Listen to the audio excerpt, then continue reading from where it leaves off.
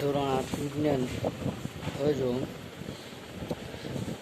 પહેલું જે પ્રશ્નપત્ર હતું આગળનું, એની અંદર પહેલાં તો આપણે વર્ગીકરણ વિશે શીખીશું. તો વર્ગીકરણની અંદર જોઈએ તો સૌથી પહેલું વર્ગીકરણ છે વિદ્યુતના સુવાહક અને મંદવાહક પ્રવાહીઓમાં વર્ગીકરણ કરો. તો વિદ્યુતના સુવાહક અને મંદવાહક પદાર્થો, જો જેટલા એસિડિક પદાર્થો હોય અંદર એ બધા જ વિદ્યુતના સુવાહક હોય. એસિડિક પદાર્થોની અંદર બીજું ક્ષારવાળા પદાર્થો હોવા જોઈએ. તો લીંબુનો રસ સ્વાદે ખાતો એટલે એસિડ છે. વિનેગર એ પણ એસિડ આવે.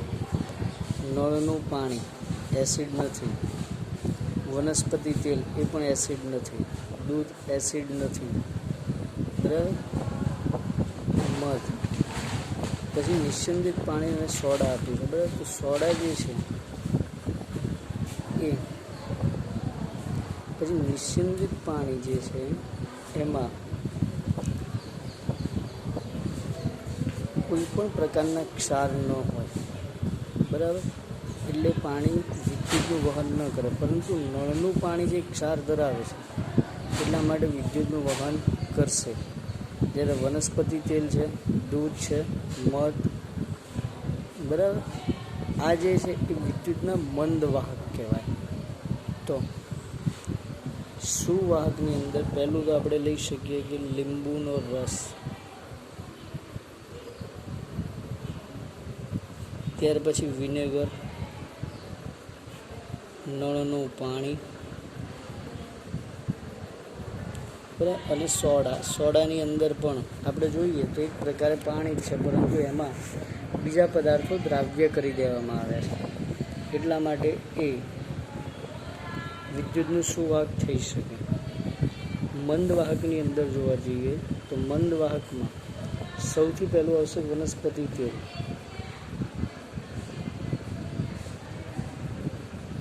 ત્યાર પછી આવે દૂધ, મધ અને નિસ્યંદિત પાણી. આ જે વસ્તુઓ છે એ એવા પદાર્થો છે કે જે વિદ્યુતના મંદવાહક છે. એનું કારણ શું છે? તો એસિડિક ગુણધર્મ ધરાવતા નથી. અથવા એવું પણ કહી શકીએ આપણે કે આ પદાર્થોની અંદર ક્ષાર હોતા નથી. ક્ષાર હોય તો આયનો ઉત્પન્ન થાય. આયન હોય તો જ વિદ્યુતનું વહન થઈ શકે. એટલા માટે આ પદાર્થો વિદ્યુતના મંદવાહક બને, સુવાહક નહીં બને. ત્યાર પછી બીજું છે કે પદાર્થો વિદ્યુતના સુવાહક અને અવાહક હોય તેમાં વર્ગીકૃત કરો. તો જો એમાં તમે જોઈએ તો પ્લાસ્ટિકનો કંપાસ છે, ખીલી, તાંબાનો તાર, સોનું, મીઠાવાળું પાણી, નિસ્યંદિત પાણી, એલ્યુમિનિયમનો તાર અને રબર આપેલું છે. આ પદાર્થોની અંદર જોઈએ તો આપણે ધાતુ પદાર્થ અને અધાતુ પદાર્થ આવા બે ભાગ જોઈ શકીએ છીએ. એમાંથી જેટલા પણ પદાર્થો ધાતુ પદાર્થ છે એ બધા જ વિદ્યુતના વાહક પદાર્થો કહી શકાય, જ્યારે અધાતુ પદાર્થો બધા જ વિદ્યુતના અવાહક છે. તો જો પ્લાસ્ટિકનો કંપાસ જે છે, આમ તો સામાન્ય રીતે ધાતુનો કંપાસ હોય તો એ ધાતુના કંપાસને આપણે વિદ્યુતનું વાહક કહીએ, પરંતુ આ પ્લાસ્ટિક છે. આગળ પ્લાસ્ટિક લખેલું છે, પ્લાસ્ટિક અધાતુ આવે એટલે વિદ્યુતનો અવાહક. ખીલી ધાતુ છે. તાંબાનો તાર, તાંબુ પણ ધાતુ આવ્યું અહીંયા, બરાબર. તાંબાનો તાર સીધે સીધો છે. સોનું છે તો ધાતુ, પરંતુ આની જે ક્રિયાશીલતા છે સૌથી ઓછી ક્રિયાશીલતા છે. મીઠાવાળું પાણી, હમણાં જ કીધું ક્ષારવાળું પાણી હોય તો એ વિદ્યુતનું વાહક બને, અને ક્ષાર વિનાનું પાણી વિદ્યુતનું અવાહક બને છે. એલ્યુમિનિયમનો તાર અને રબર, તો જો રબર, નિસ્યંદિત પાણી, સોનું અને કંપાસ, આ ચાર જે વસ્તુઓ છે એ અવાહકમાં આવે. એટલે અવાહકની અંદર સૌથી પહેલું આવશે પ્લાસ્ટિકનો કંપાસ. બરાબર.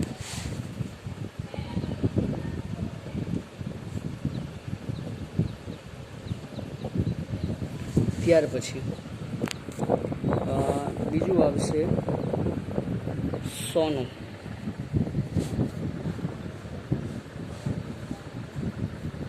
ત્યાર પછી આવશે નિસ્યંદિત પાણી અને અંતે આવે એમાં રબર. જ્યારે સુવાહક પદાર્થોમાં સૌથી પહેલી આવશે ખીલી, ત્યાર પછી તાંબાનો તાર, ત્યારબાદ મીઠાવાળું પાણી અને અંતે આવે એલ્યુમિનિયમનો તાર.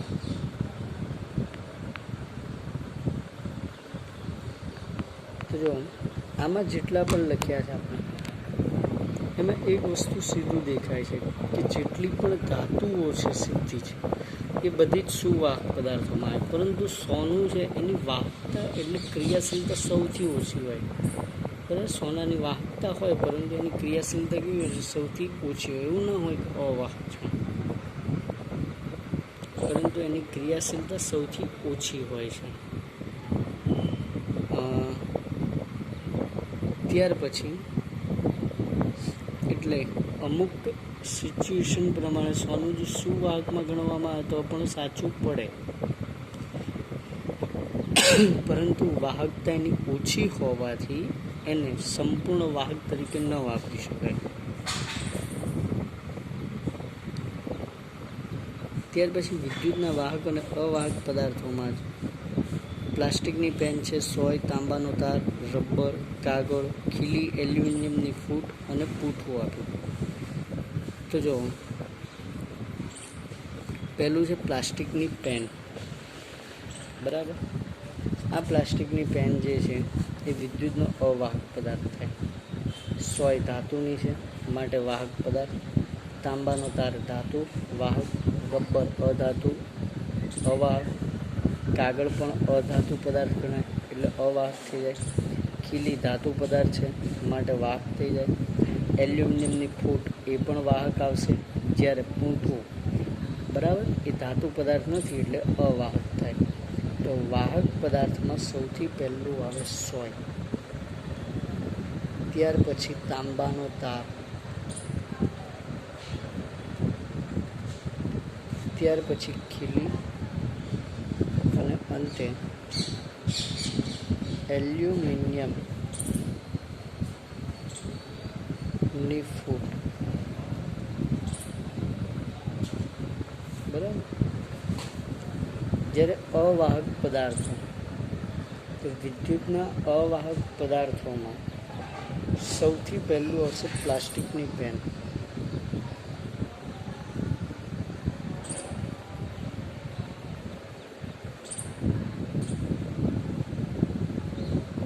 ત્યાર પછી આવે રબર, પછી કાગળ અને છેલ્લે આવશે પૂંઠું.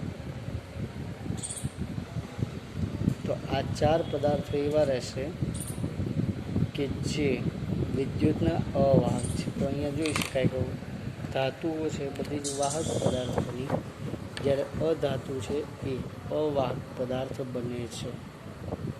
બરાબર, તો આ ત્રણ વર્ગીકરણ હતા. એમાંથી પહેલું વર્ગીકરણ જે છે એ એસિડિક પદાર્થ અને બિન એસિડિક પદાર્થો હોય તેના ઉપર. બીજામાં પણ ધાતુ અધાતુ લાગુ પડશે, ત્રીજામાં પણ ધાતુ અધાતુ જ લાગુ પડે. તો આ ત્રણ વર્ગીકરણના મુદ્દાઓ હતા. હવે આગળ જોઈશું જોડકાઓ. તો જો હવેના જે જોડકાઓ છે એમાં સૌથી પહેલું જે પ્રશ્ન છે આ 6 વાળો, બરાબર, એમાં એક બાજુ ગ્રંથિ આપી છે, સામે એમાંથી ઉદ્ભવતો અંતઃસ્ત્રાવ. તો અહીંયા આગળ જે ગ્રંથિઓ અને અંતઃસ્ત્રાવ આપે છે ને, બધા જ અંતઃસ્ત્રાવ અને ગ્રંથિઓ સીધા જ સામે જવાબ આપેલા છે. પહેલી વસ્તુ તો તમને જો આવું જ્યારે પણ આવતું હોય ત્યારે શું થાય અથવા તો શું કરવું જોઈએ, તો સૌથી પહેલાં તો જેટલા તમને ખબર જ છે કે યોગ્ય રીતે આની અંદર આ જ આવશે, એને જોડી દેવાના. જેમ કે એડ્રિનલ ગ્રંથિ છે એ એડ્રિનાલિન અંતઃસ્ત્રાવને જ ઉત્પન્ન કરે. થાઇરોઇડ ગ્રંથિ છે તો એ થાઇરોક્સિનને જ ઉત્પન્ન કરશે. બરાબર. ત્યાર પછી શુક્રપિંડમાંથી ટેસ્ટોસ્ટેરોન આવશે અને અંડપિંડમાંથી ઇસ્ટ્રોજન આવે. હવે રહ્યા બે જ ગ્રંથિઓ બાકી. તો એમાંથી જો પિટ્યુટરી ગ્રંથિ અને સ્વાદુપિંડ આપ્યું છે. સ્વાદુપિંડ છે બરાબર, એ શું કરે? શરીરની અંદર ગ્લુકોઝની માત્રાનું નિયમન કરે. એ ક્યારે થાય? તો શરીરમાં ગ્લુકોઝની માત્રા ઘટાડવા માટે અંતઃસ્ત્રાવ આવે, ઇન્સ્યુલિન અંતઃસ્ત્રાવ. તો આમ પિટ્યુટરી ગ્રંથિ બરાબર એ ફક્ત વૃદ્ધિ અંતઃસ્ત્રાવ ઉત્પન્ન કરે. એટલે આનો જવાબ સીધો એવી જ રીતે આવે, A, B, C, D, E અને F. ત્યાર પછી બીજા જે જોડકાઓ છે એમાંથી ટેસ્ટોસ્ટેરોન અંતઃસ્ત્રાવ. બરાબર. તો હવે જો અહીં આગળ આપેલા આટલા પોઈન્ટમાંથી અહીં જોયું આપણે ટેસ્ટોસ્ટેરોન અંતઃસ્ત્રાવ છે ક્યાં ઉત્પન્ન થાય? શુક્રપિંડમાં. તો શુક્રપિંડ નર જાતિ ધરાવે. તો નર ગૌણ જાતીય લક્ષણોમાં આ ટેસ્ટોસ્ટેરોન અંતઃસ્ત્રાવ આવે. ત્યાર પછી વૃદ્ધિ અંતઃસ્ત્રાવ. તો વૃદ્ધિ છે બરાબર, તો એ શું કરે છે? ઊંચાઈ. હવે થાઇરોક્સિન છે ને એડ્રિનાલિન બરાબર. તો થાઇરોક્સિન છે એ દેડકાના કાયાંતરણમાં આવશે. માટે એડ્રિનાલિન ગ્રંથિનો ઉપયોગ તણાવની સ્થિતિમાં થાય. બરાબર. તો પહેલાથી B, C, D, છેલ્લામાં E.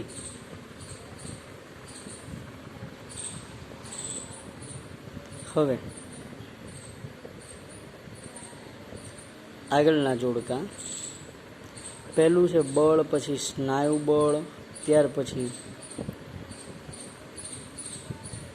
બળનું માપ અને છેલ્લે છે ગુરુત્વાકર્ષણ બળ. બરાબર. આમાંથી બળનું માપ એટલે બળની માત્રા, આ તો ખબર પડી જ જાય સરળતાથી. હવે ગુરુત્વાકર્ષણ બળ છે ને બરાબર, એ અસંપર્ક બળ કહેવાય. એને સંપર્કની જરૂર હોતી નથી. પરંતુ સ્નાયુ બળ છે એ સંપર્ક બળ. તમે જો કોઈ પણ વસ્તુ, આ જેમ કે હું અત્યારે પેન વડે અહીંયા લાઈન ડ્રો કરું છું તો એ પકડવી પડે પેન, બરાબર. એની જાતે એ લાઈન ડ્રો નથી થતી. તો આ પકડીએ છીએ, સ્નાયુઓ દ્વારા નિયંત્રણ પામે છે. એટલા માટે સ્નાયુ બળ છે કેવું છે? સંપર્ક બળ. તો હવે એક જ રહ્યું બળ. તો એ ખેંચવું કે ધકેલવું આ ક્રિયા ઉપર આવે. મતલબ આનો જવાબ પણ આવી જ રીતે આવે, B, C, D, E. ત્યાર પછી આગળના જોઈએ તો હવે જો હર્ટ્સ છે બરાબર. હર્ટ્સ એકમ આપણે જાણીએ છીએ કે આવૃત્તિ માટે છે. ડેસિબલ જે અવાજની તીવ્રતા ઉપર આધાર રાખે એટલે પ્રબળતા કહેવાય એને. મીટર અને સેકન્ડ. આમાંથી મીટર છે એ લંબાઈ છે ક્યાં આવે? કંપ વિસ્તારમાં. એણે કાપેલું અંતર, કંપ વિસ્તાર. જ્યારે સેકન્ડ છે બરાબર એ સમયગાળો આપે છે. મતલબ અને સમયગાળાનો વ્યસ્ત જેને કહીએ છીએ આપણે આવર્તકાળ. તો હવે જો હર્ટ્સ આવૃત્તિનો એકમ છે, ડેસિબલ પ્રબળતાનો એકમ, સેકન્ડ મીટર્સ કંપ વિસ્તારનો એકમ છે. જ્યારે સેકન્ડ છે આવર્તકાળનો. બરાબર. તો અહીંયા આગળ પણ શું આવશે? B, C, D, A. હવે જો વિદ્યુત સુવાહક, ત્યાર પછી વિદ્યુતનું અવાહક, વિદ્યુતનો બંધ માર્ગ અને LED ટેસ્ટર. તો સુવાહક અને અવાહક તો આપણે જોઈએ જ કે સી અને ડીની અંદર. બરાબર, સી છે એ સુવાહક છે અને ડી છે એ અવાહક છે. તો વિદ્યુતનું સુવાહકમાં આવે તાંબુ, વિદ્યુતના અવાહકમાં આવશે રબર. વિદ્યુતનો બંધ માર્ગ એટલે કે વહેવા માટે, વિદ્યુત પ્રવાહ વહેવા માટેનો માર્ગ, એને શું કહીએ છીએ આપણે? વિદ્યુત પરિપથ. બરાબર, તો ટેસ્ટરનો ઉપયોગ શું કરીએ છીએ? વિદ્યુત પ્રવાહની હાજરી ચકાસવા. તો સી ડી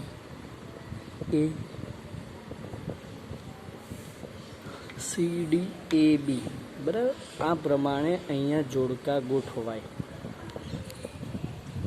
તો જોડકાઓની અંદર પહેલાં તો આવૃત્તિ હોય એટલી જોડી દેવાની, એટલે બીજા ઉપર અંદાજો આવે. બરાબર, ગ્રંથિઓમાં બધી જ પહેલો હતો બધું કમ્પ્લીટ હતું, એમ પ્રમાણે પ્રશ્નની સામે જ જવાબ આપેલા હતા રેડીમેડ. બીજાથી જોઈએ તો બીજા બંનેની અંદર 3 એક જ પ્રકારની લિંક આવે છે, BCDA અને છેલ્લામાં CDAB. હવે આ ગોખવું નહીં, BCDA, કારણ કે અહીંયાથી કોઈ ઉપર નીચે કરી દેવામાં આવે. બસ દેડકાનું કાંતરણ ઉપર લઈ ગયા અને તણાવવાળું નીચે લઈ ગયા. આ ક્યાંય ઉપર નીચે થઈ ગયું તો તમે BCDA પ્રમાણે ગોખ્યું હોય તો એ ખોટું પડી શકે. એના કરતાં બેટર રહે આ પ્રમાણે એને જોડવાનો પ્રયત્ન કરી લો. તો હવે આગળ જોઈએ પ્રશ્ન. વ્યાખ્યા ઉપર જોઈએ. સૌથી પહેલી વ્યાખ્યા છે આપણી માટે આવર્તકાળ. તો પેલું તો આવર્તકાળ જે છે, બરાબર,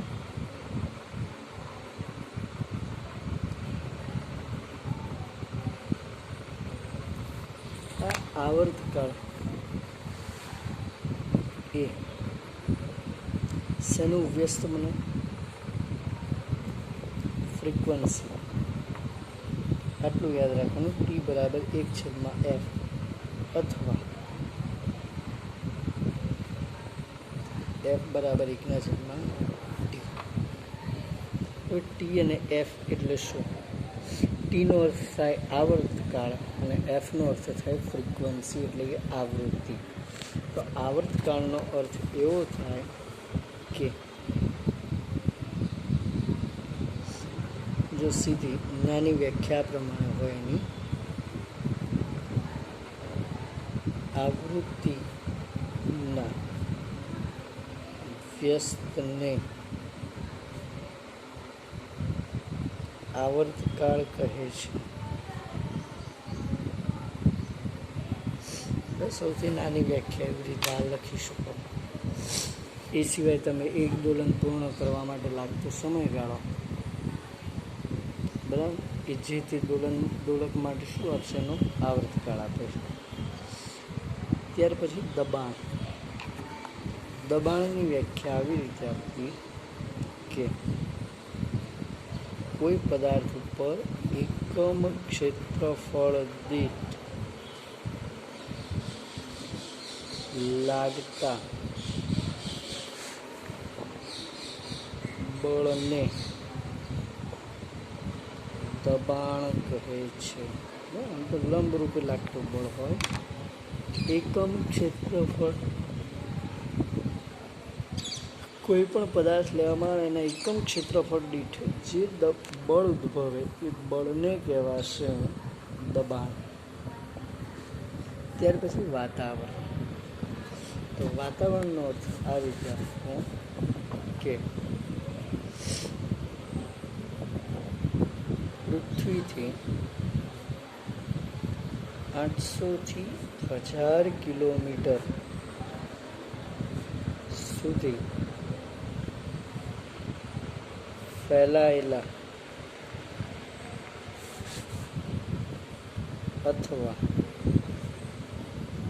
પથરાયેલા હવાના આવરણને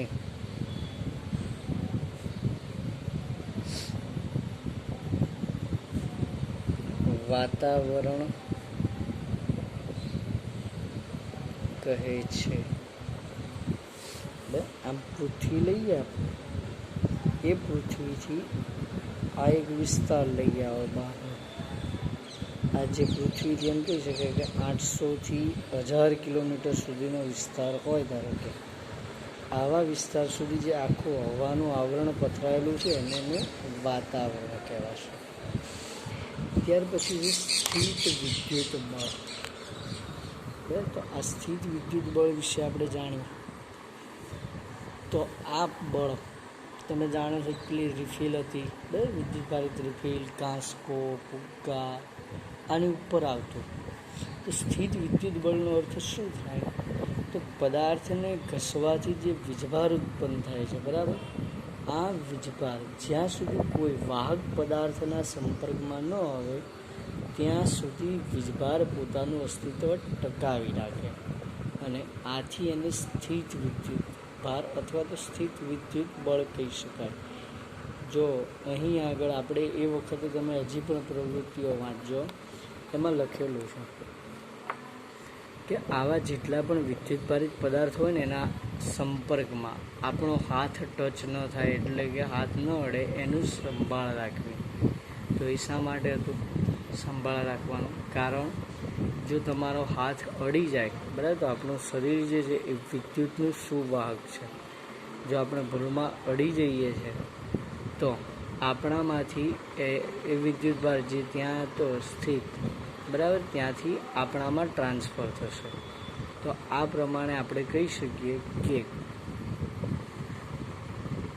એક પ્રકારે એની અંદર આપણે કહી શકીએ કે સ્થિત વિદ્યુત બળ જે છે, બરાબર, એ કોઈ પણ પદાર્થને ઘર્ષણ થવાથી ઉદ્ભવતો વીજભાર જે છે, અને એ વીજભાર જે તે પદાર્થની સપાટી પર અસ્તિત્વ ધરાવે છે.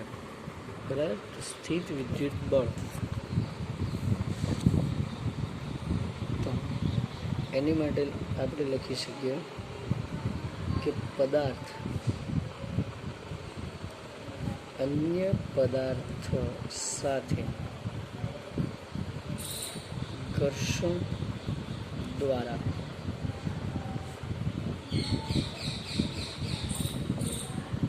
વીજભારિત બની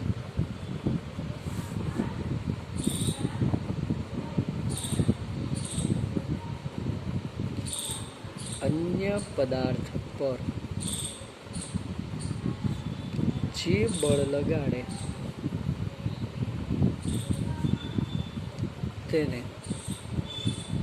સ્થિત વિદ્યુત બળ કહે છે. આના ઉદાહરણ કયા કયા હોય તો તમે જાણો છો કે આપણે કોરાવાળની અંદર કાંસકો ઘસતા, બરાબર, અને